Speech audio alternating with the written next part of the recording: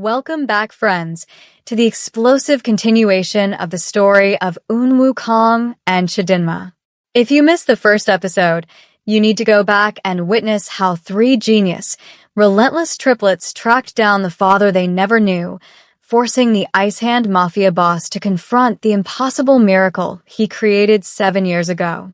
The Platinum Tower penthouse, Eun Kang's isolated fortress overlooking the river, felt like a museum compared to the cramped neighborhood flat Chidinma and the children called home. "This is temporary," Chidinma stated firmly, her voice sharp as she watched her children exploring the expansive space with a mixture of wonder and disbelief. "Just until we stabilize this situation." Eun Kong stood near the reinforced entrance, his hands buried deep in the pockets of his tailored suit, looking utterly adrift in his own command center. For a man who could dismantle rival gangs and shift millions with a glance, he seemed paralyzed by this new reality.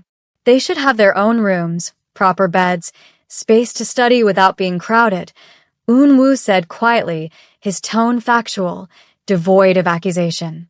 "That apartment is what I could afford raising 3 children alone on freelance income," Chidinma shot back, the raw defensiveness of 7 years of struggle rising automatically. "Don't you dare judge how I've provided for them. I did the best I could." "I am not judging," his voice was measured, a low steel wire. "I am acknowledging the reality. That apartment had 1 room for 4 people. I'm trying to give them what they should have had from the beginning." "7 years too late," she finished for him. The words hung in the air, sharp and true. Eun Kang's jaw tightened, a muscle jumping beneath his skin. But he didn't argue. He couldn't. She was right.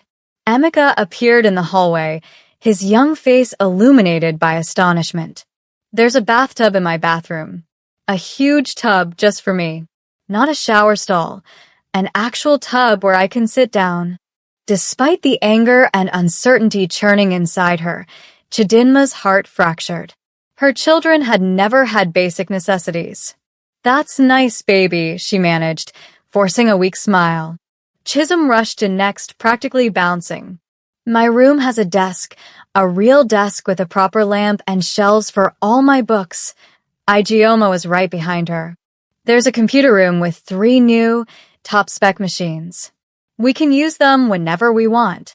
Their excitement was pure, overwhelming Chidinma with the shame that these simple comforts were miracles to her children. Eun cleared his throat. "I've arranged for a secure detail to retrieve your necessary belongings from the apartment. Clothes, toys, anything important. Just compile a list." "We are not moving in permanently," Chidinma reiterated, but the conviction in her voice was weaker now. "I know.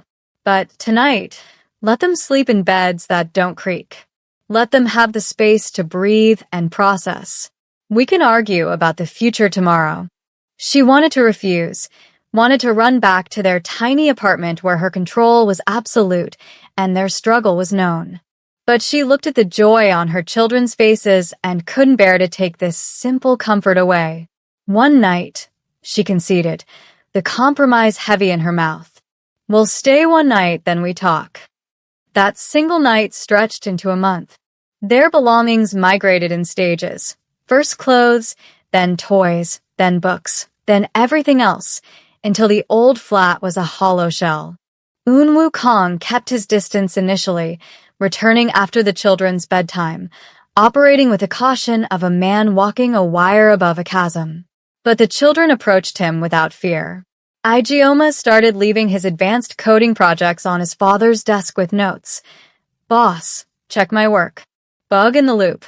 Eun would review them, leaving detailed, expert feedback that made Igioma glow at breakfast. Chisholm explained her physics homework during the rare dinners he made at home for, her eyes sparkling. Eun listened with the same focused intensity he reserved for negotiating multi-million-dollar deals. Emeka, the most cautious, began asking detailed questions about the structure of his legitimate tech firms, treating his curiosity with the respect it deserved. Chidinma watched, despite her hardened defenses. She saw him patiently explain economic principles and even watched him braid Chisholm's hair with a surprising, gentle skill. He was trying, truly trying, and that effort was a crack in the wall she'd spent 7 years building.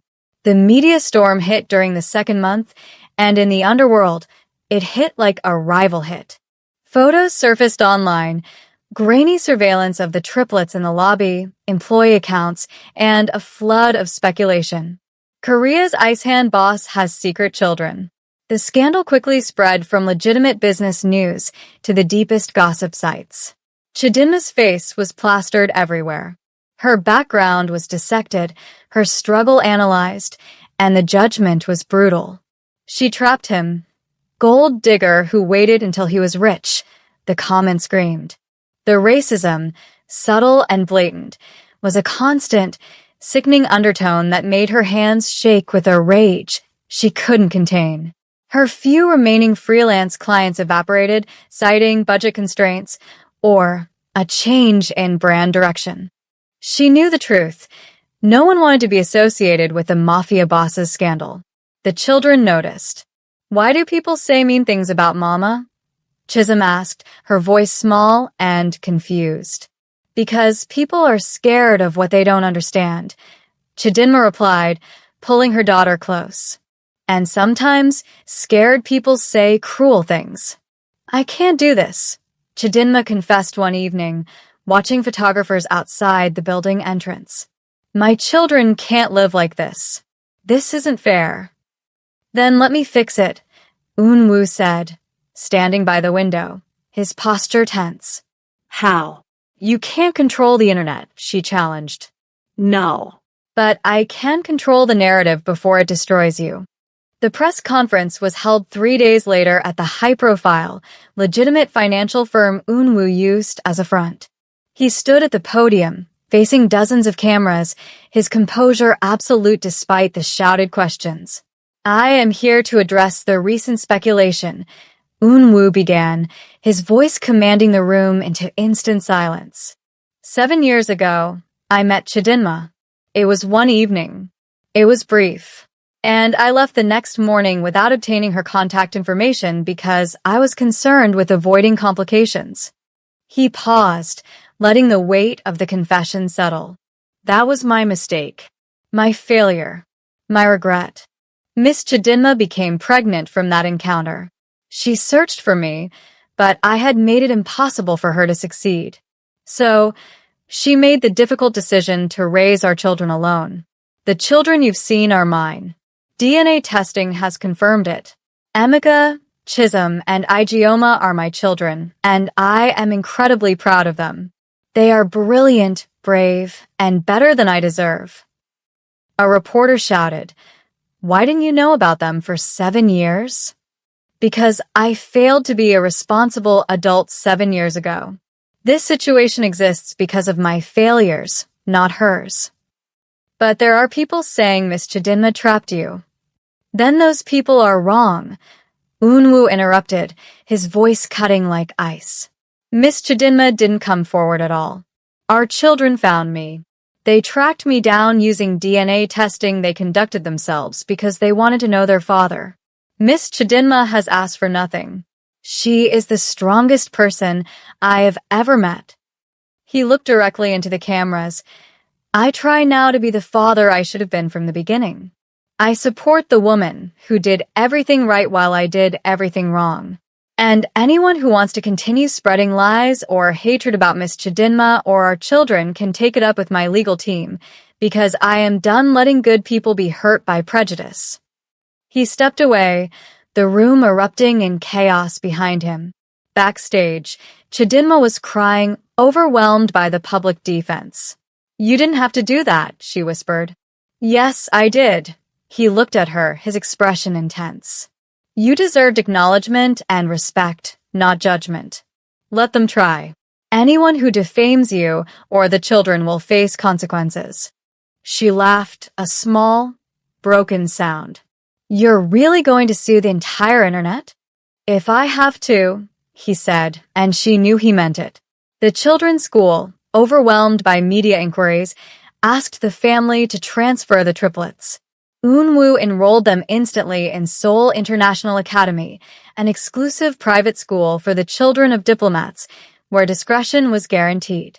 The tuition cost more than Chidinma had made in 6 months. "I can't let you pay for everything," she protested. "They're my children, too," Unwoo said simply. "I've missed 7 years of supporting them. Let me do this." "But I'm not your responsibility," she insisted. Unwoo looked at her for a long moment, something unreadable in his intense dark eyes. "Aren't you, though?" The question hung in the air, weighted with implications. While her children flourished at the new school, Chidinma struggled.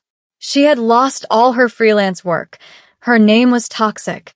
She hated being dependent, hated feeling useless after 7 years of nonstop work.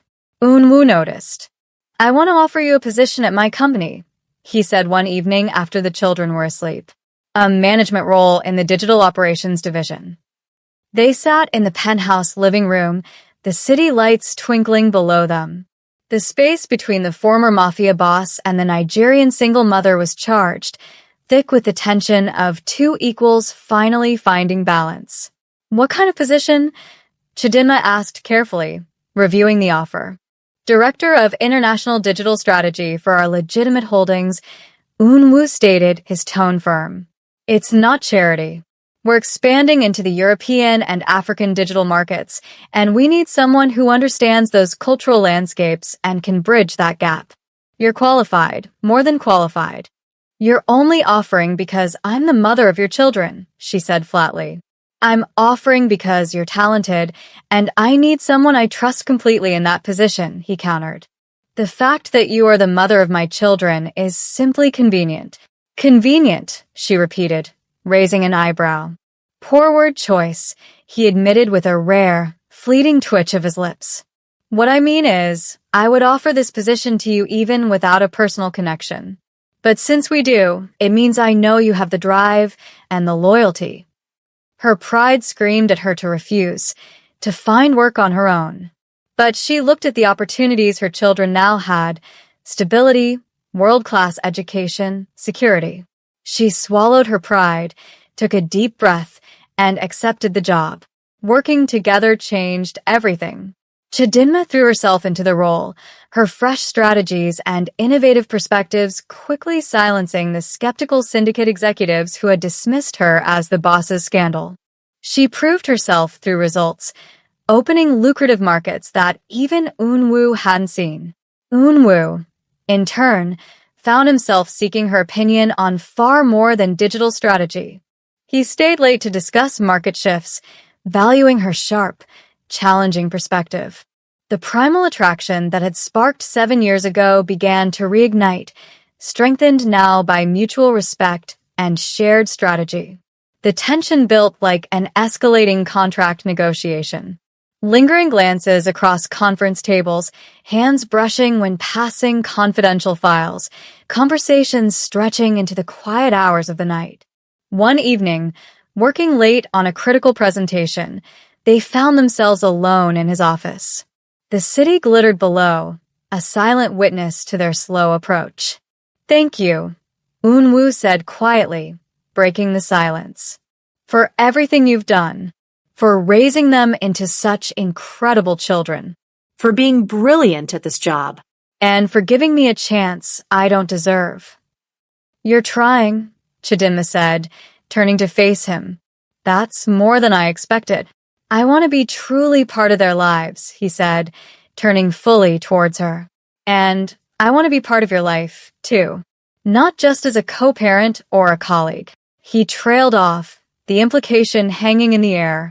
"Unwoo," she started, her voice uncertain. "I know I have no right to ask," he said, stepping closer.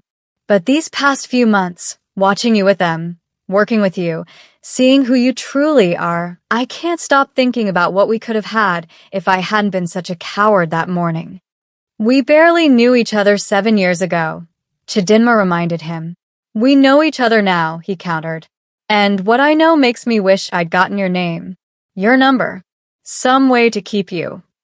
"It's complicated," she whispered, her heart pounding. Everything worth having is complicated. He stepped closer, his shadow falling over her. "Tell me to stop," he said, his voice dropping to a raw whisper. "Tell me this is a bad idea and I'll back off. Tell me that's what you want." She should have stopped him, but she closed the distance and kissed him. The kiss was the desperate, dangerous overflow of 7 years of denied possibility. When they broke apart, both breathing hard, Chidinma said, "This is a terrible idea. Probably the worst." Eunwoo smiled, a rare, genuine, blinding smile. "The children will have opinions. The media will have an absolute field day. My board of directors will probably have severe concerns about the optics. I don't care what the board thinks," she laughed, leaning her forehead against his. "Because maybe some things are worth the complications," he murmured. "Maybe some people are worth the risk." The children noticed immediately. "Are you and Mama dating?"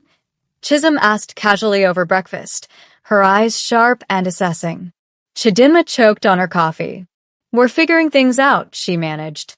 "But you like each other, right?" Like each other?" Ijeoma pressed. "It's a logical question," Emeka interjected with his usual seriousness. "You live together. You work together. Marriage is typically the next step." Eunwoo fought a grin. "We're taking things slowly, but you're not saying no," Chisholm observed shrewdly. The triplets exchanged glances, a silent, strategic communication passing between them. "We approve," Ijeoma announced solemnly, delivering an official verdict. "Oh, you approve?" Chidinma asked, trying to look offended. "We discussed it last night and held a democratic vote," Emeka said seriously. 3-0 in favor of you dating Appa. We made a pros and cons list. The cons were minimal, mainly the possibility of public displays of affection. After the children left for school, Eunwoo and Chidinma looked at each other and burst into relieved laughter. They held a vote. Chidinma gasped. "They're terrifying." "They are their mother's children, brilliant and strategic," Eunwoo countered. "And they definitely got the terrifying from you." The proposal came 6 months later, perfectly imperfect. Not in a restaurant, but on a random Tuesday evening in their living room. "Marry me," Eunwoo said suddenly, setting down a contract. "Not because of the children. Marry me because I love you. Because I have fallen completely in love with who you are, and I don't want to spend another day pretending this is temporary." "That is possibly the worst proposal I've ever heard," she said, smiling through unexpected tears. He dropped to one knee, looking vulnerable. "Chidinma, you are the strongest, most brilliant, most frustrating woman I've ever met. You survived things that would have broken most people. Will you marry me and let me spend the rest of my life trying to be worthy of you?" "You still don't have a ring," she pointed out through her tears. "Actually, I do." He pulled a small velvet box from his pocket. "I've been carrying it for 2 weeks, waiting for the right moment." The right moment was when I couldn't wait anymore. "Yes," she said finally, fresh tears spilling over. "Yes, I'll marry you, but I'm warning you. The children absolutely orchestrated this." Eunwoo agreed, slipping the ring onto her finger. When he kissed her deeply, from the hallway came the unmistakable sound of poorly suppressed whispers. "I knew it. They're kissing. That's romance, you uncultured barbarian." The wedding was small, intimate, and secure. 6 months later, Emeka walked his mother down the aisle, his expression so serious and proud it brought tears to every eye. Chisholm and Ijeoma stood up front as ring-bearers, fulfilling their responsibilities with military precision. Eunwoo's vows were powerful and controlled. 7 years ago, I made the biggest mistake of my life by walking away without getting your name. Today, I make a promise I will never break, to love you exactly as you are, to be the partner you deserve and the father our children need, to choose you every single day. Chidinma's vows were simpler. "I thought strength meant never needing anyone. You taught me that real strength is letting someone stand beside you. I choose to stand beside you, to build this life together, today and always." 2 years after the wedding, Chidinma discovered she was pregnant again. "Another miracle," Eunwoo whispered, his hands trembling as he held the positive test. "How did I get so lucky?" "We both got lucky," Chidinma corrected. Their daughter was born on a sunny spring morning. They named her Grace, an unearned favor, an unexpected blessing. She was doted on by 3 older siblings who took their responsibilities as protectors very seriously. Years later, sitting on their balcony overlooking Seoul, long after the triplets had achieved their own successes, Emeka the engineer, Chisholm the scientist, Ijeoma the brilliant venture-funded programmer, Eunwoo pulled Chidinma close. "I almost missed all of this," he said quietly. "If 3 brilliant children hadn't decided to track me down with a hairbrush and a DNA test, I'd still be alone in that office, believing the lie that success was enough." "Think of all the time we have ahead of us," Chidinma countered. "We can't change the past, but we built something beautiful from it." "To second chances," Eunwoo said, raising his glass. "To brave children with DNA tests," Chidinma added, laughing. "To us," their daughter, Grace, finished, joining them on the balcony. Their legacy wasn't the Mafia empire or the legitimate business success. It was this family, built from a single night, a forgotten hairbrush, and the courage to choose love over fear. Their story was complicated, messy, and absolutely perfect because it was real. Thank you for watching Eunwoo and Chidinma's complete journey from strangers to co-parents to soulmates.